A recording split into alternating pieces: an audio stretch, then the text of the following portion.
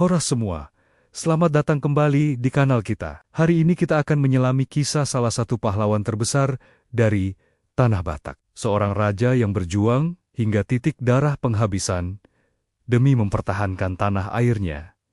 Siapakah dia? Tentu saja, Sisingamangaraja XII, lahir di Bakara, Tapanuli, pada 18 Februari tahun 1845, dengan nama asli Patuan Bosar Ompu Pulo Batu Sinambela, beliau adalah raja terakhir dari dinasti Sisingamangaraja. Mungkin banyak dari kita hanya tahu namanya dari buku sejarah atau nama jalan, tapi perjuangannya jauh lebih dalam dari itu. Bayangkan, selama hampir 30 tahun, sejak 1878, beliau memimpin perlawanan sengit melawan penjajah Belanda. Apa sih yang memicu perlawanan ini? Bukan cuma soal perebutan wilayah.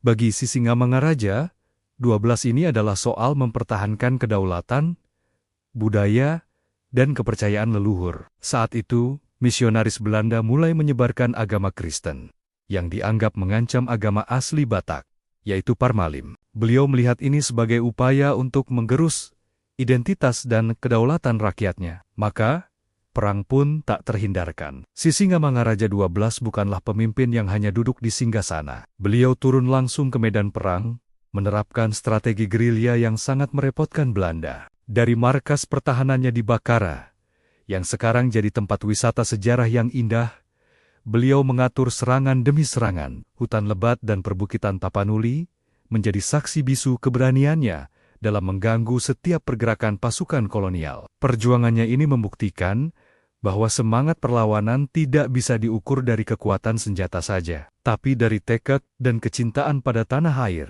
Selama bertahun-tahun, Belanda dibuat frustrasi. Mereka mengerahkan berbagai cara untuk menangkap sang raja, namun selalu gagal. Sisingamangaraja XII begitu licin dan didukung penuh oleh rakyatnya. Beliau bukan hanya seorang raja, tapi juga seorang pemimpin spiritual yang dihormati. Inilah yang membuat perlawanannya begitu kuat dan bertahan lama. Namun, setiap perjuangan pasti ada akhirnya. Puncak dari perlawanan ini terjadi pada 17 Juni tahun 1907.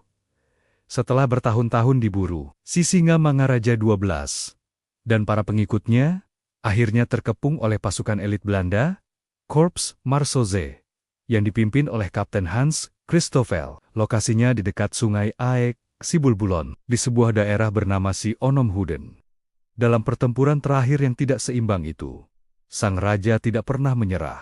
Bahkan di saat-saat terakhirnya, beliau menunjukkan keberanian yang luar biasa. Sambil memegang erat senjata pusakanya, pisau gajah dompak, beliau meneriakkan kalimat legendaris Ahu Sisingamangaraja, yang artinya, saya Sisingamangaraja. Teriakan itu adalah penegasan identitas dan perlawanan sampai akhir hayat. Beliau gugur sebagai martir, bersama dua putranya, Patuan Nagari dan Patuan Anggi, serta putrinya yang gagah berani, Lopian. Mereka memilih mati terhormat daripada tunduk pada penjajah. Kisah heroik ini tidak berakhir di situ. Untuk menghormati jasa dan kegigihannya yang luar biasa, pemerintah Republik Indonesia menganugerahkan gelar Pahlawan Kemerdekaan Nasional kepada Sisingamangaraja XII pada 19 November 1961. Jasadnya yang semula dimakamkan di Tarutung, kemudian dipindahkan secara kenegaraan ke Makam Pahlawan Nasional di Soposurung, Balige, pada tahun ke-1953. Warisan Sisingamangaraja XII adalah warisan tentang keberanian, cinta tanah air, dan harga diri sebuah bangsa. Beliau mengajarkan kita bahwa mempertahankan kedaulatan dan identitas adalah perjuangan yang paling mulia. Kisahnya akan selalu hidup dan menginspirasi kita semua. Terima kasih sudah menonton video ini. Jangan lupa untuk like, komen, dan subscribe agar kita bisa terus belajar dari kisah-kisah hebat para pahlawan bangsa. Sampai jumpa di video berikutnya.